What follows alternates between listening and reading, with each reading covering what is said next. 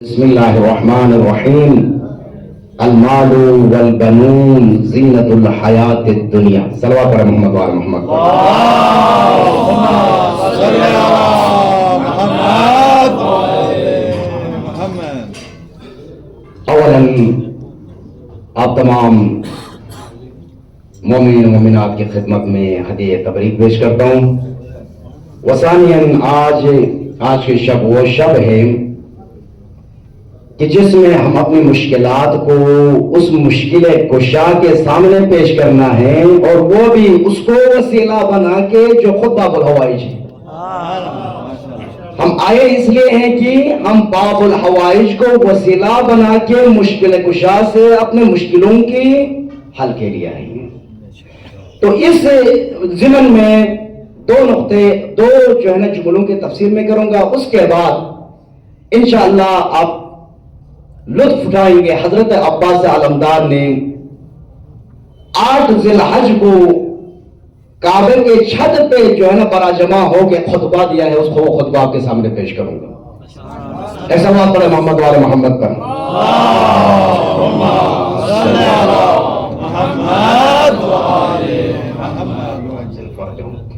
میں نے جس آیت کریمہ کی تلاوت کی ہے اس میں اللہ رب العزت ارشاد فرماتے ہیں المال والبنون زینت الحیات الدنیا. اس دنیوی زندگی کے اندر اللہ رب العزت نے 2 چیزوں کو ہر انسان کے لیے زینت قرار دیا ہے. وہ 2 چیزیں کون سی ہیں؟ سب سے پہلا یہ کہ المال والبنون، یعنی مال دنیا انسان کے لیے زینت ہے اس دنیوی زندگی کے اندر. دوسرا والبنون، اور اولاد، اور خصوصاً بچے بیٹے، زینت الحیات الدنیا اس دنیوی زندگی کے اندر انسان کے لیے زینت کا باعث ہے. اگر وہ بیٹا بھی ہم جیسا ہو تو تب بھی وہ کیا ہے؟ ماں باپ کے لیے زینت کا باعث ہے. اگر وہی بیٹا باب الحوائج بھی ہو، اگر وہی بیٹا عباس علمدار بھی ہو تو باپ کے لیے مزید زینت میں اضافہ ہے. ایک لفظ پہلے آپ اس کو سمجھے. علم منطق میں کہتے ہیں کہ تبادر کہتے ہیں. تبادر پہلے یہ سمجھے، انشاءاللہ آپ کو لطف آئے گی. تبادر کا مطلب یہ ہوتا ہے کہ مثلا میں کسی کا نام لیتا ہوں، مثلا یہ ڈاکو ہے، یہ ڈاکو ہے، یہ چور ہے، یہ چور ہے، یہ چور ہے، یہ چور ہے. مثلا کسی کا نام لیتا ہوں تو یہ چوری اس فرد کے لیے کیا ہوتا ہے؟ ثابت ہوتا ہے. میں کہتا ہوں کہ یہ بندہ چور ہے. لیکن معاشرے کے اندر کچھ ایسے افراد بھی ہوتے ہیں کہ جن کے یہ کوالٹیز ہوتی ہیں کہ آپ ان کا نام نہ بھی لو تب بھی لوگوں کے ذہن میں اس بندے کی تصویر آ جاتی ہے. اس کو کہتے ہیں تبادر ذہنی. مثلا میں کہوں کہ حکمرانوں میں سے چور، آپ کے ذہن میں ایک حکمران ابھی تک آیا ہوگا کہ کون سا حکمران چور ہے. اسی طرح میں کہوں کہ فلاں کی جنگ میں، جنگ احد میں، جنگ خیبر میں، جنگ بدر میں، یا دوسرے کسی جنگ کے اندر یہ بندہ علمدار تھا. اب مثلا میں کہوں کہ مولا علی علمدار تھا، یا میں کہوں کہ جعفر طیار علمدار تھا، تو اس وقت مثلا میں کہتا ہوں جنگ خیبر میں علی علمدار تھا. علی جنگ خیبر میں یہ علمداری ثابت ہوگی کس کے لیے؟ مولا علی کے لیے. میں کہتا ہوں جنگ احد میں، مثلا جنگ احد میں جعفر طیار مثلا میں کہتا ہوں کہ بالفرض کہ فوج کا علمدار تھا. اب یہاں پہ کیا ہو جائے گا؟ یہ علمداری جعفر طیار کے لیے ثابت ہو جائے گی. لیکن اگر میں کسی کا نام نہ لوں، نہ مولا علی علیہ السلام کا نام لوں، نہ جعفر طیار کا نام لوں، نہ مولا عباس کا نام لوں، نہ مولا حسین کا نام لوں، صرف اور صرف علمدار کہوں تو کیا کہنے، ماشاءاللہ. صرف اور صرف اگر میں علمدار کہوں تو آپ کا ذہن کس طرف جائے گی؟ یہ سب سے پہلی جو ہے نا اللہ تعالیٰ کی طرف سے سب سے پہلے عطا یہ ہے کہ مولا علی علیہ السلام نے اتنی جنگوں کے اندر علمداری کی، آج تک اگر صرف اور صرف علمدار کہنے سے ذہن میں مولا علی نہیں آتا ہے، لیکن صرف اور صرف ایک ہی مسئلہ کربلا کے اندر مولا عباس نے اس طرح کے عہد وفاداری کے ساتھ علمداری کی، بنی نوع انسان تا قیامت تک آنے والی نسلوں تک کو جب بھی علمدار کا نام سنیں گے تو وہ ان کے ذہنوں میں مولا عباس علیہ السلام کا سبحان اللہ ماشاء اللہ. اسی لیے ایک صلوات پڑھیں محمد وعلی محمد پر.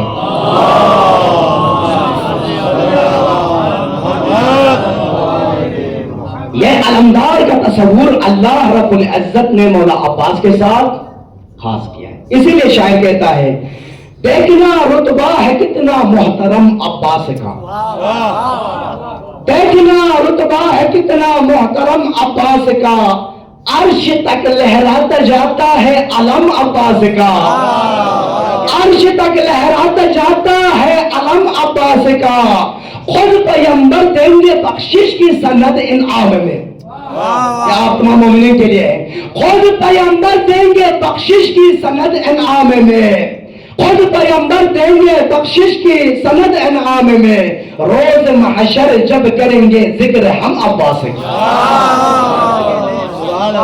ایک صلوات علی محمد وعلی محمد.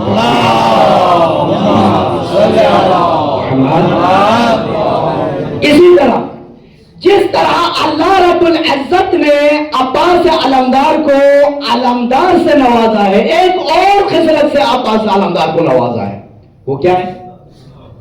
حضرت عباس علمدار کے علاوہ حضرت علی اصغر کو کیا کہا جاتا ہے؟ باب الحوائج. امام موسی کاظم کو کہا جاتا ہے باب حضرت عباس علمدار کو کہا جاتا ہے، اگر میں کسی کا نام نہ لوں صرف اور صرف باب الحوائج کو، قیامت تک اللہ رب العزت نے اس باب الحوائج کے لقب کو اللہ رب العزت نے عباس علمدار کے ساتھ خاص کیا ہے. اسی لیے شاعر کہتا ہے شجاعت کا صدف میں نعرہ الماس کہتے ہیں، شجاعت کا صدف میں نعرہ الماس کہتے ہیں، غریبوں کا سہارا بے کسوں کے آس کہتے ہیں، یزیدی سازشیں جس کے علم کے سائے سے لرزے، یزیدی سازشیں جس کے علم کے سائے سے لرزے، اسے ارض و سما والے سخی عباس کہتے ہیں.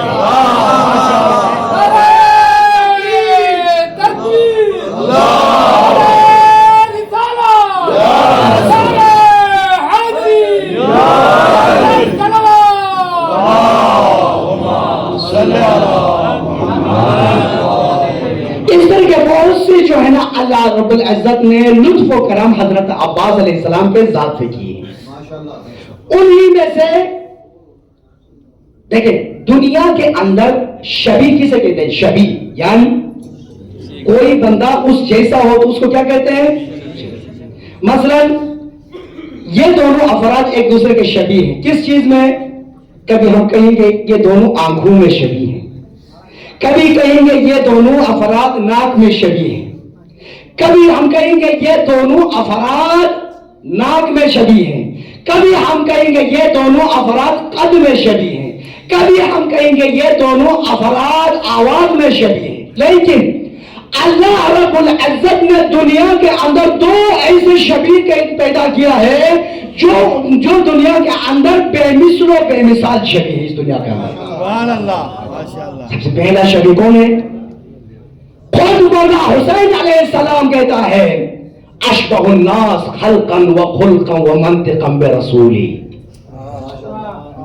اللہ رب العزت نے میرے علی اکبر کو خلقت میں خلقا و منطقا برسول، یعنی خلقت میں، صورت و شکل و شباہت میں، بات کرنے میں کئی لحاظ سے علی اکبر کو اللہ نے پیغمبر اسلام کی طرح خلق کیا ہے. کئی کوالٹیز ہیں. اسی طرح پروردگار عالم نے مولا علی علیہ السلام کا شبیہ حضرت عباس علمدار کو بنایا ہوا. تین چیزوں میں 3 چیزوں میں حضرت عباس علمدار مشکل کشا کے شبیہ ہیں. وہ کون سے ہیں؟ سب سے پہلا یہ کہ حضرت عباس کا جو حسن ہے وہ حسن مشکل کشا کا حسن کے مترادف ہے. دوسرا حضرت عباس علمدار کو اللہ تعالیٰ نے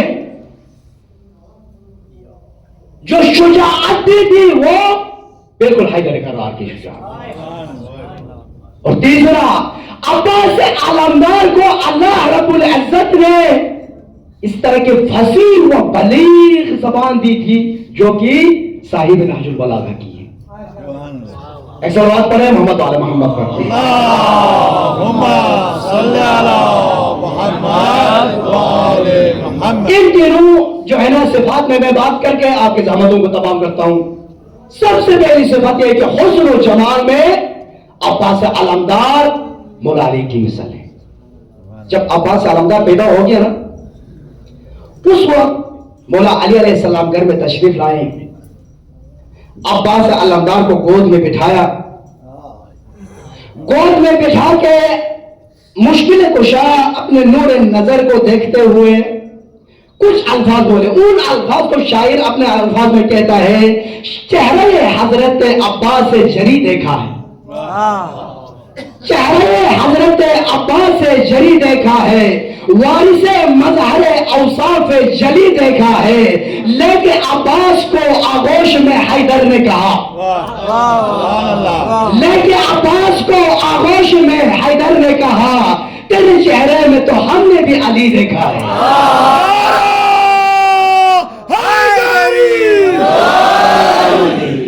تیرے چہرے میں تو ہم نے بھی علی دیکھا ہے. اور دوسرا یہ کہ شجاعت میں عباس علمدار کو اللہ نے علی کی شجاعت عطا کی تھی.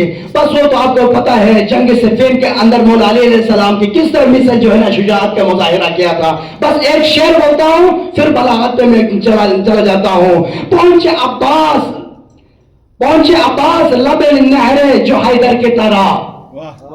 پہنچے عباس لب نہر جو حیدر کی طرح. مشک میں نہر اٹھائی در خیبر کی طرح.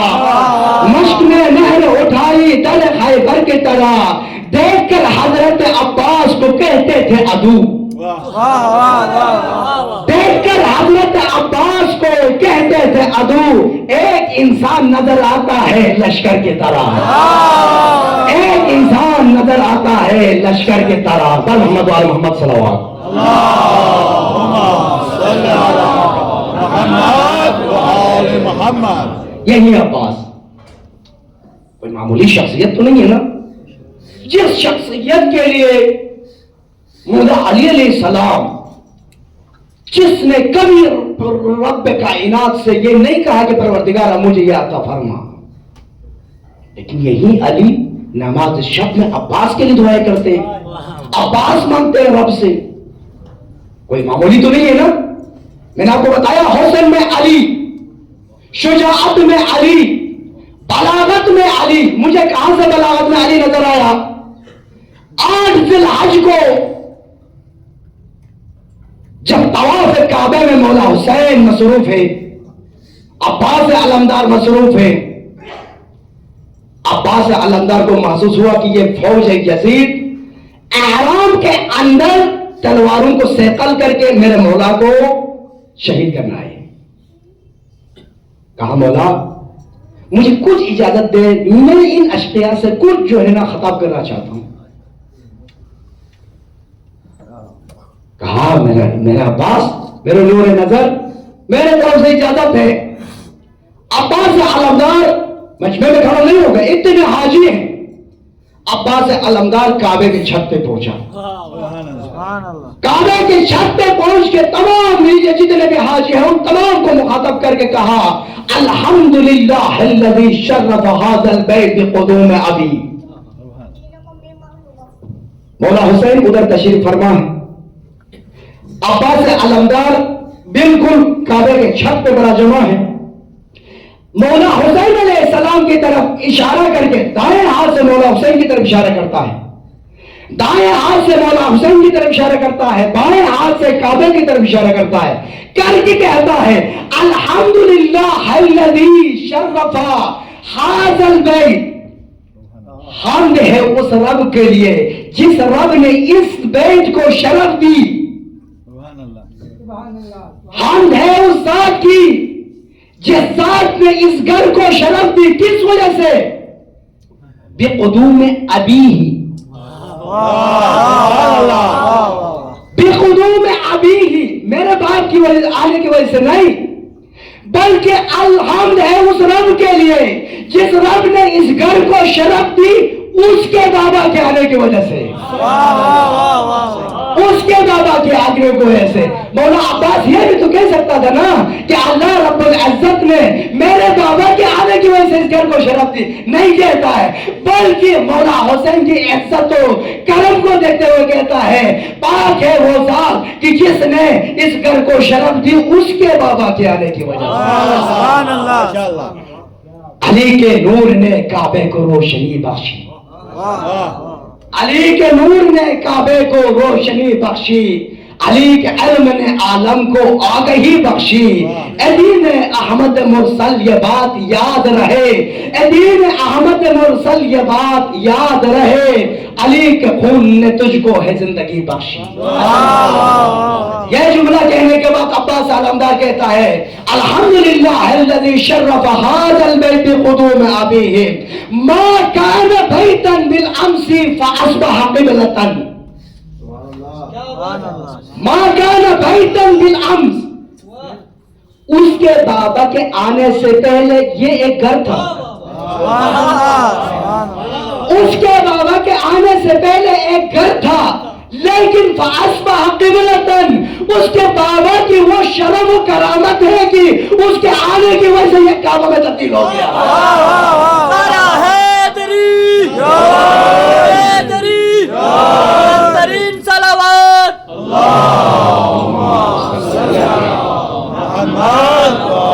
کعبہ علی کے فیض سے گلزار بن گیا، کعبہ علی کے فیض سے گلزار بن گیا، بت خانے سے بدلا تو باوقار بن گیا، بت خانے سے بدلا تو۔ اس کے بعد جو جملہ حضرت عباس نے استعمال کیا ہے نا، بہت فصاحت و بلاغت کے بلندیوں کو چھوتے ہوئے حضرت عباس نے جملے ارشاد فرمایا ہے۔ کہتا ہے پیچھے حاجی ہے نا سب کے سب، کہتا ہے ایھا الکفرۃ الفجر، ایھا الکفرۃ الفجر، اے کافرو اے فاجرو۔ میں پوچھتا ہوں مولا یہ تو حاجی ہیں، ابھی احرام میں ہیں، احرام پہن کے طواف کعبہ کر رہے ہیں، آپ تو ان کو کافروں اور فاجروں کہتے ہو، عجب نہیں ہے کہ میرا مولا کہے کہ اے بندے خدا کیا آپ کو معلوم نہیں کہ اسی طرح کا ایک اور مقام تھا قدیر قوم کی طرح، قدیر قوم میں بھی تمام کے تمام حاجی بیٹھے ہوئے تھے، لیکن اللہ نے آیت نازل کر دی الیوم یئس الذین کفروا عن دینکم، اے میرے حبیب آج کے دن کافر تمہارے دین سے مایوس ہو گئے ہیں۔ تو میرے کافر کہنے سے کس چیز کا تعجب ہے؟ بندہ 1000 سال عبادت اگر کرے، بندہ 1000 سال عبادت اگر کرے اور ضرب عدل کو ہے احد راہ حق میں دے اور حد پہ پاک پیادہ 1000 اس نے ہو کیے اور بے گناہ شہید ہو وہ ظلم جور سے، حب علی کی میں نہیں جس دل کے جام میں جنت کی بو میں پہنچے گی اس کے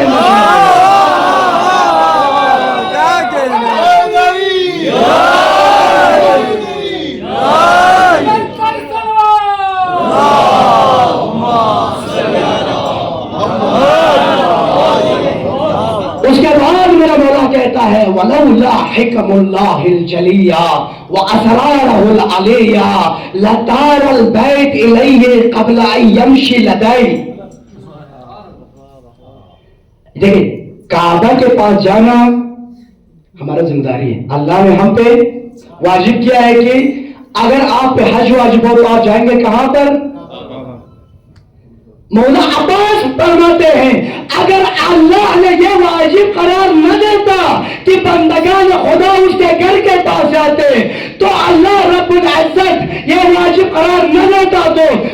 مولا کو ادھر کعبہ آنے کی ضرورت نہیں ہوتی، بلکہ خود کعبہ چل کے میرے مولا کے پاس چلا جاتا، میرے مولا کو آنے کی ضرورت نہ ہوتی۔ اب کیا سمجھتے ہیں میرے مولا کو؟ قد استسلم الناس الحجر والحجر یستسلمہ، تمام حاجی آ کے اس حجر اسود کو چومتے رہتے ہیں۔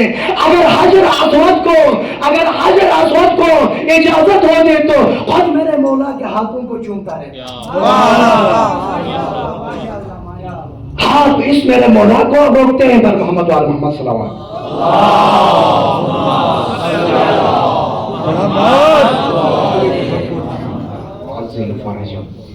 اس کے بعد مولا کہتا ہے وَلَمْ تَكُنْ مَشِيَّةُ الرَّحْمَانِ مَشِيَّةُ مَوْلَايَ مَجْهُولَةً مِّن مَشِيَّةِ الرَّحْمَانِ، اگر میرے مولا کا جو مشیت ہے وہ مشیت الہی کے مطابق نہ ہوتا، میرے مولا کا مشیت کیا ہے کہ میں تلوار نہ نکالوں، اور یہی مشیت ہوں وہ خدا کی بھی ہے کہ میں تلوار نہ نکالوں۔ اگر میرے مولا کی مشیت اللہ کے مشیت کی طرح نہ ہوتی کیا ہوتا؟ اگر میرے مولا کی مشیت اللہ کی مشیت کی طرح نہ ہوتا تو لَوَقَعَتْ عَلَيْهِ، میں آپ پہ ایسے ٹوٹ پڑتا کَالصَّقَرِ الْغَضْبَانِ فِي أَسَاطِيرِ الطَّيْرَانِ، کہ اڑتے ہوئے پرندوں کی کیسے کہ عقاب حملہ کرتا، میں اسی طرح تم لوگوں پہ حملہ کرتا، لیکن میرے مولا کی مشیت کی وجہ سے میں خاموش۔ ایک صلوات پڑھے محمد وعلی محمد۔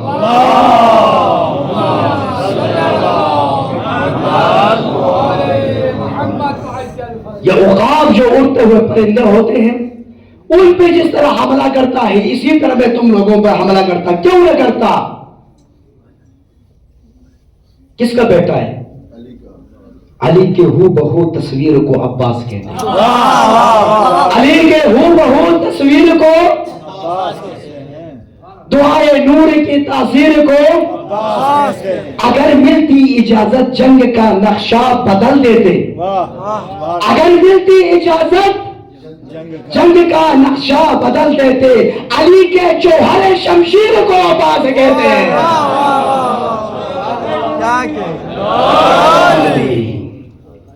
اس کے بعد میرے مولا فرماتے ہیں، بہت لمبا خطبہ ہے، انشاءاللہ موقع ملے تو اس پورا خطبہ کو انشاءاللہ ہم جو ہے نا پڑھیں گے۔ پھر ایک جملہ کہتا، کیا کہتا ہے؟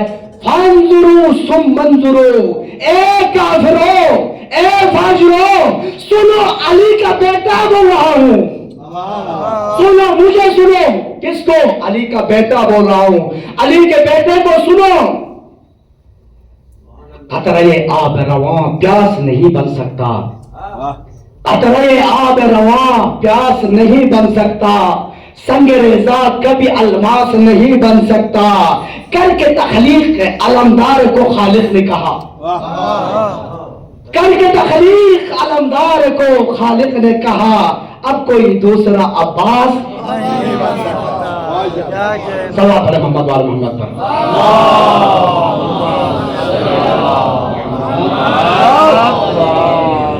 آپ کے جوش ہے جو ہے نا سماعت مجھے مجبور کر رہی ہے، ایک جملہ مزید اور آپ بتا دیتے ہیں۔ صلوات علی محمد وآل محمد۔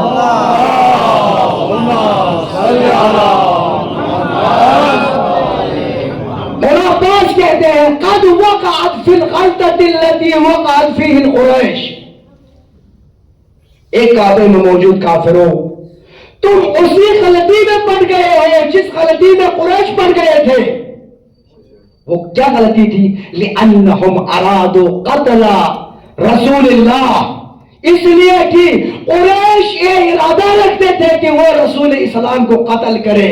وَأَرَدْتُمْ قَتْلَ ابْنَ بِنْتِ نَبِيِّكُمْ، اور کافروں تم ارادہ رکھتے ہو کہ تم اسی پیغمبر کی بیٹی کے بیٹے کو شہید کرنا چاہتے ہو۔